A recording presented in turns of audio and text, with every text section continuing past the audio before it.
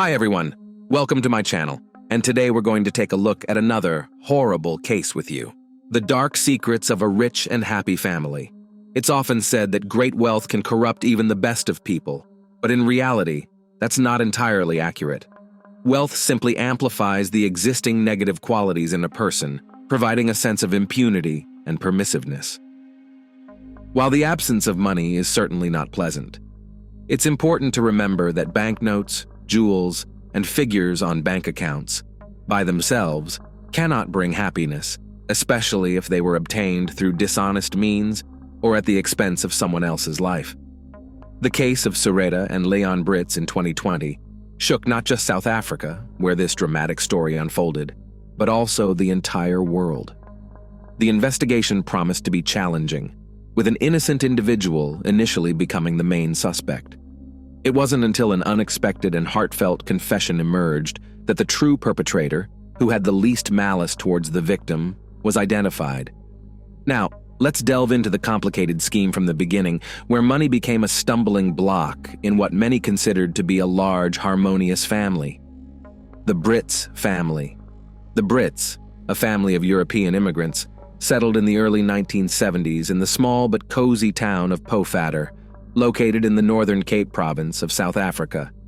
Despite its modest size, this town is an important economic and tourist hub in the region known as Bushmanland. It's also worth noting that the surrounding landscapes are incredibly picturesque, attracting biologists and researchers with their diverse flora and fauna. In 1976, the Brits had their first son, whom they named Toki, and in 1979, their second son, Leon, was born. Even by local standards, the family was considered quite affluent. The family patriarch owned what was arguably the only major hotel in the area, which eventually grew into a comprehensive hotel and restaurant complex.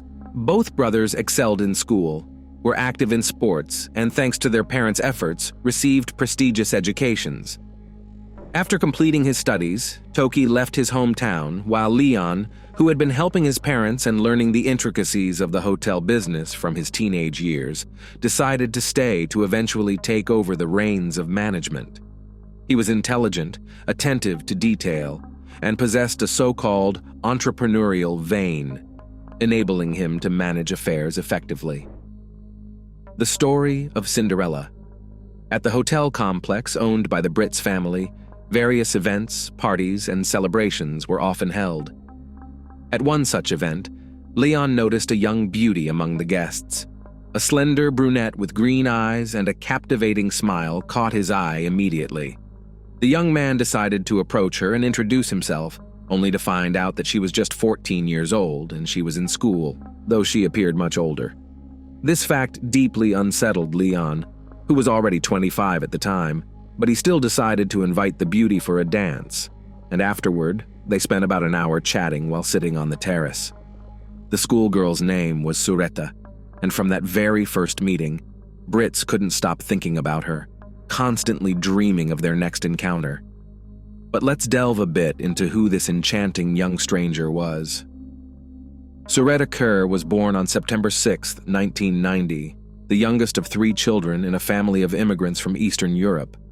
Her family lived in poverty, and her parents had been teetering on the brink of divorce for many years, exacerbating the already difficult situation. When the youngest daughter was only 9 years old, the head of the family tragically died from a venomous snake bite, leaving the mother alone with 3 children, barely making ends meet. All the Kerr children had to work to survive, making Sarita's childhood a difficult period filled with hardships and deprivation. But then, a wealthy suitor suddenly appeared in her life, ready to lay the world at her feet. Due to her young age, the girl didn't understand how to react to the attention from an adult man who was 11 years older than her. Leon seemed genuinely in love. He sought any excuse to meet with the girl, picked her up after school, took her to popular restaurants, bought expensive gifts, fashionable clothes, and tried to please her in every way possible. Sarita received things she had always been deprived of, and luxury literally went to the schoolgirl's head. She understood that with this man, she could build a family, and neither they nor their children would ever want for anything. The girl's mother, despite her daughter's young age, approved of the relationship. Leon seemed to her a reliable, decent, and kind person, and no one doubted the sincerity of his feelings. However, the young man's parents were very worried about his romance with her, as such relationships, if they went too far, could be considered a criminal offense. But the young man insisted he was willing to wait until his beloved turned 18, after which he would officially marry her. Unexpected pregnancy. About a year into their relationship, 15-year-old Sareta realized she was pregnant. She was hesitant to tell anyone, knowing that the news would not please either her mother or her lover. The girl began to wear baggy clothes to hide her changed figure and became withdrawn and uncommunicative, but she could no longer keep everything secret and decided to confess everything to her partner. The news of the impending addition was a shock to Leon. He understood that she could not only tarnish his reputation, but also lead to serious legal problems. The closeness between them had been initiated by him, and now he could be accused of seducing a teenager, which he couldn't allow. First, the man paid for a visit to a private clinic, where they not only confirmed the pregnancy, but also discovered that she was expecting twins. With the term approaching a critical point, Leon found a doctor at the same private clinic who agreed to terminate the pregnancy anonymously. Sareta was devastated and felt completely crushed, as her partner, who had promised to love and protect her, forcibly persuaded her to terminate their unborn children. However, Leon, being older, was able to pressure her and convince her of the necessity of the procedure. He promised that in the future, when they got married, they would definitely have children, but for now, it would simply destroy their lives and plans for a happy future together. The young woman had no choice but to comply, and she did as her boyfriend asked. She suffered from pain for several days after, but the physical discomfort was overshadowed by a sense of guilt and overwhelming depression. Sareta stayed in her room, cried constantly, and didn't know how to continue living with this. Her mother didn't show much interest in her condition, assuming her daughter was just upset over some argument with her boyfriend, but everything would pass once they reconciled. A couple of days later, Leon actually showed up at his beloved's doorstep and took her to the city to distract her, to walk in the park, and to browse through stores.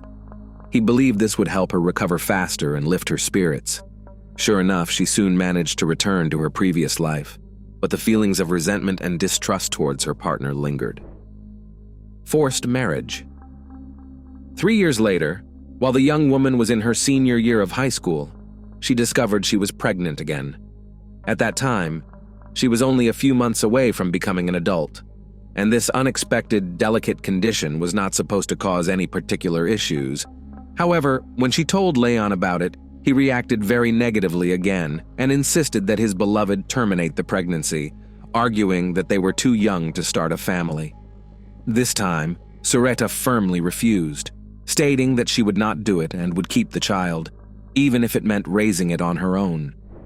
After some thought, Leon eventually made an official proposal, presenting her with a beautiful diamond ring. By then, their once tender feelings had considerably dulled, but this renewed promise and Sareta's ongoing pregnancy left him with no choice. By the time she graduated from high school, the changes in her figure were already obvious, and in the fall, as soon as she turned 18, the couple had a lavish wedding. The newlyweds appeared quite happy, but each had certain doubts about the correctness of their decision. A few months later, the couple had their first son, and 2 years after that, twin boys were born. The family lived in affluence, able to indulge in anything they wanted, and from the outside they looked successful, well-off, and happy. Family business. The business founded and developed over many years by Leon's parents was quite profitable. Over time, the man also started his own chain of stores and fast food eateries, and his ventures were on the rise, with the family business flourishing. However, from the mid-2010s, the family began to experience troubles and misfortunes. In 2014, Leon's father passed away suddenly due to long-standing heart issues, and his mother's health deteriorated from the shock of losing her husband.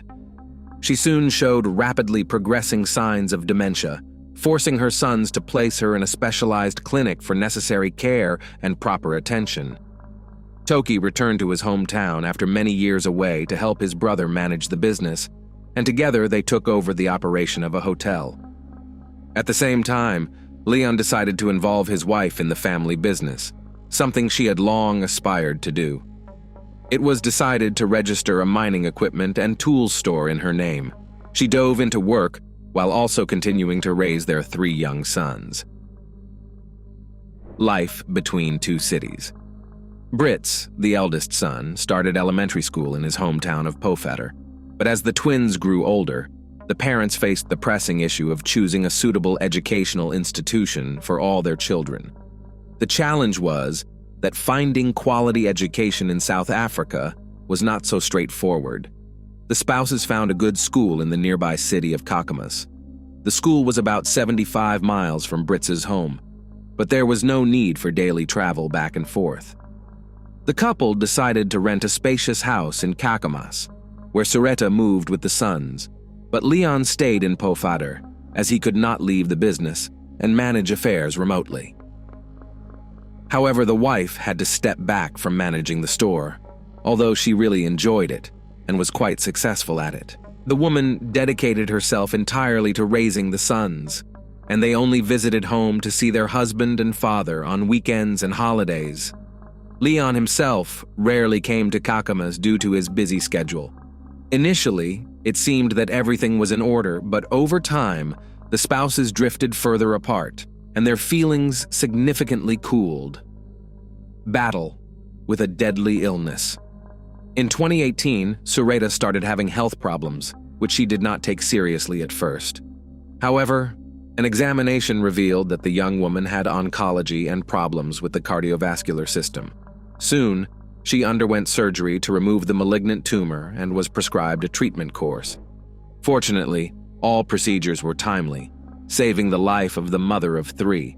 But from then on, for prevention, she needed periodic therapy at a clinic in Johannesburg, which was quite expensive. The Brits family had the means, and Leon would never skimp on the health of his son's mother.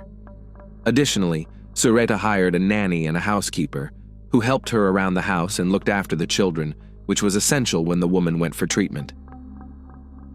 By that time, the spouses had drifted so far apart that each essentially lived their own life.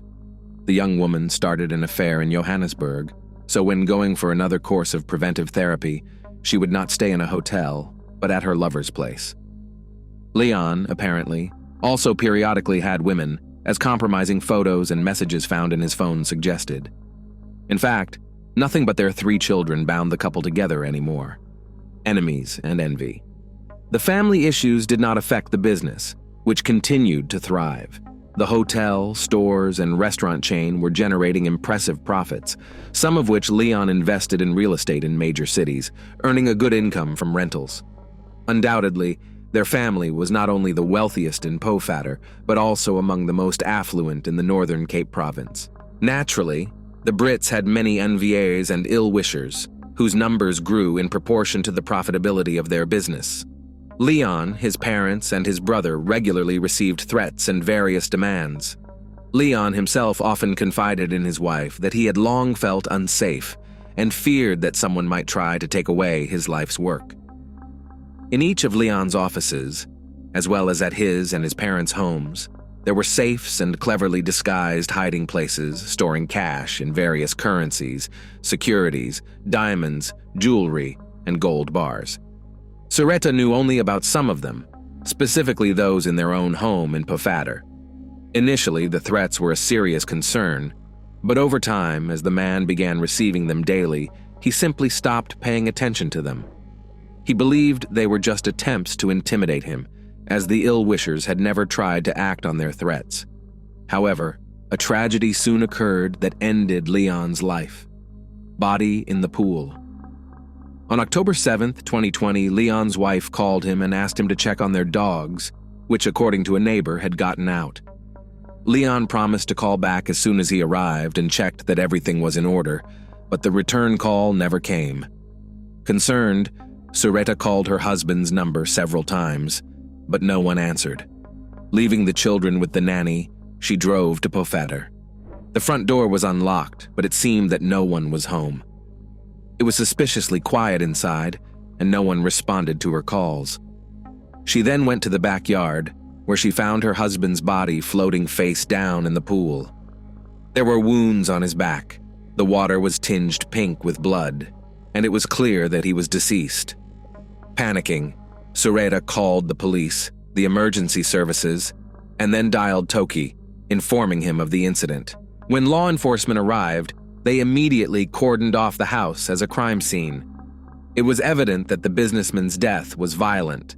The body had several stab wounds and signs of a struggle, and a safe in the house had been opened and its contents taken.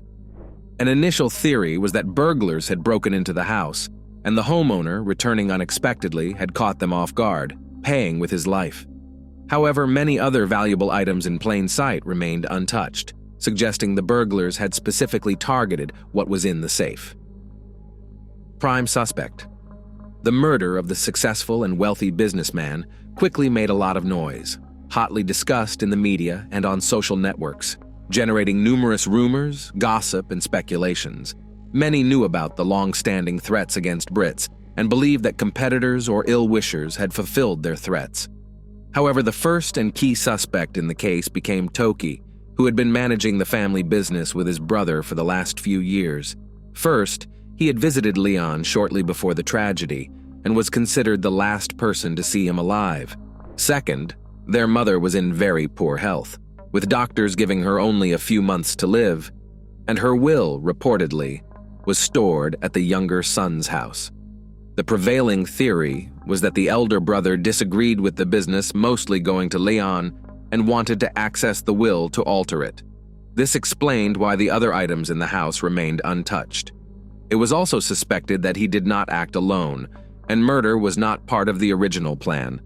Toki categorically denied any involvement and stated that under no circumstances would he harm his own brother, especially since they had never had disputes or disagreements over financial matters. He sought support from Sureta, who asserted that she believed him and would help find the best lawyer to prove his innocence. Unexpected confession. For nearly 2 months, the investigation was at a standstill with no new evidence, leads, or witnesses emerging. However, one day, 35-year-old Jacques Van Vuren walked into the police station and offered to make a deal by pleading guilty and revealing all his accomplices in exchange for a reduced sentence. It turned out that Jacques had once attended the same school as Sureta. They were friends, and he even had feelings for her, but she did not reciprocate and soon started a relationship with Léon. The former friends had not seen each other for many years, but one day they coincidentally met at a shopping center and started talking. At that time, Jacques was going through a tough period. He had divorced his wife, lost his job, developed a dependence on alcohol, and was in dire need of money. Sureta saw that her former admirer still harbored tender feelings for her, so she began to confide in him about her unhappy marriage. She claimed that her husband mistreated her, was abusive, but she could not leave him because he threatened to take their sons and leave her with nothing. This topic was painful for Van Vuren since his ex-wife had barred him from seeing their children after the divorce, and he genuinely empathized with Sureta and wanted to help. They exchanged phone numbers, and a few days later, Sureta, having devised a cunning plan, called her former friend and tearfully told him that her husband had beaten her. She said she couldn't leave him, and the only solution was to eliminate the tyrant. Sureta was very persuasive, and Jacques believed her. Moreover, she promised him 500,000 South African rand as payment, and he, as mentioned, was in desperate need of money. Jacques agreed to help Sureta, but he did not want to do the dirty work himself, so he decided to hire other people. The plan was developed in early 2020, but due to the global epidemic that swept the world, its execution had to be delayed. During this difficult time, the Brits' family business suffered colossal losses. A store and part of the restaurants had to be closed, and Leon wanted to sell the hotel, which his wife did not agree with. In late September, the conspirators returned to the original plan, but Jacques requested half of the payment up front. However, due to financial difficulties, Sureta could only withdraw 100,000 rand and also gave her accomplice her engagement ring. With this money, Jacques hired a friend named Enrique Williams, who had drug issues and was willing to commit murder for money. However, Williams was afraid he couldn't handle a grown, strong man alone, so he brought along his 25-year-old friend, Amantla Bareki, to share the fee. Sureta gave the criminals access to the house, informed them about the safe's location, and allowed them to take whatever they liked to make the robbery look more plausible. The only condition was that the dogs should not be harmed, so she let them out in advance. The neighbors saw this and called her, signaling that Williams and Bareki were in the house, after which she called her husband and lured him into a deadly trap. When the unsuspecting man entered the house, he was struck on the head with a baseball bat by one of the lurking criminals, and another attacked him with a knife, leaving him no chance. Leon was stabbed 8 times and hit with the bat a dozen times before his lifeless body was thrown into the pool. After opening the safe, the criminals found no money, only securities, diamonds, and gold bars. They handed over the loot to Jacques, who, in turn, gave everything to Sureta. The criminals decided not to take anything else from the house, fearing they would leave too many traces. They were only counting on the large sum promised by the client. Torment of conscience and fear of inevitable punishment. Jacques was not supposed to appear at the crime scene himself. Sureta feared he would be caught on surveillance camera footage and recognized, as Toki had seen him a couple of times and knew he was his brother's wife's school friend. He was only supposed to pass on the advance payment and instructions to the accomplices. However, Jacques was anxious to ensure everything went smoothly and drove past the Brits' house several times to make sure the perpetrators were in place and the victim had arrived directly to them. His car was captured on camera, and although the license plate was not clearly visible, the police were interested in the vehicle, meaning that finding its owner was only a matter of time. Furthermore, there was no money in the safe, and all the family's accounts were frozen during the investigation. Sureta had no way to pay the hired perpetrators, as selling diamonds, bars, or securities would expose her. She asked them to wait, but Williams and Bareki were not willing to wait and began to threaten Jacques. Desperate, Jacques had not received the money, was plagued by guilt, and his accomplices threatened to deal with him. He realized that he would end up either behind bars or follow Léon. Jacques shared his concerns with his sister, who told their mother, and together the women convinced him to voluntarily surrender to the police and reveal the other participants in the plot to secure a more lenient punishment. True motives of the mastermind. Jacques, in his full account to the police, believed he had done a noble act, as he saw Leon as a man who mistreated his wife, was abusive, and threatened to take away the children. However, it was actually Sureta who initially directed the police to consider Toki as the main suspect, citing a will and property disputes between the brothers. The authorities decided to detain and interrogate the woman to uncover her true motives. It turned out that she and her husband had fallen out of love long ago, and each was living a separate life. Sureta had a lover in Johannesburg, whom she wanted to join permanently. However, when she expressed her desire to divorce, Leon categorically refused to agree. He also threatened to leave her with nothing and take the sons if she decided to leave him. It's hard to say what motivated Leon, but it's likely he still had feelings for his beautiful wife and hoped to mend their relationship. Sureta, however, decided that she would inherit his money and business upon his death, which would allow her and her lover to live comfortably. She also saw an opportunity to rid herself of Toki by framing him, thus becoming the sole owner of the hotel, stores, and restaurants after her mother-in-law's death. Her plan might have succeeded if there had been money in the safe and she had managed to pay off the hired perpetrators. Trial and sentencing of all participants. The trial of the criminal quartet took place in the spring of 2021. Each participant's role in this high-profile case was considered. Jacques Van Vuren, who made a deal with the prosecution, told everything in detail and turned in his accomplices, was sentenced to 20 years in prison, with the possibility of parole after 5 years. The hired perpetrators, Enrique Williams and Amantal Bareki, were found guilty of premeditated murder with special cruelty and robbery. They were sentenced to life imprisonment without the possibility of parole. As for the widow who orchestrated the murder of her own husband, She managed to convince the court that she had been a victim from the very beginning of their relationship. She testified that Leon coerced her into intimacy when she was just 14 years old, and a year later, when she became pregnant, Brits, to avoid responsibility, forced her to terminate the pregnancy at a fairly late stage. In recent years, despite the disappearance of love, he refused to divorce her and threatened to take the children. Nevertheless, Sureda Brits was sentenced to 25 years in prison, with the possibility of parole from the beginning of her term. The court considered her remorse and heartfelt confession, as well as her status as the mother of 3 minor children. However, 3 years after the sentence was passed, she remains incarcerated. Thanks for watching, guys. Subscribe to my channel. There are many shocking stories ahead of you.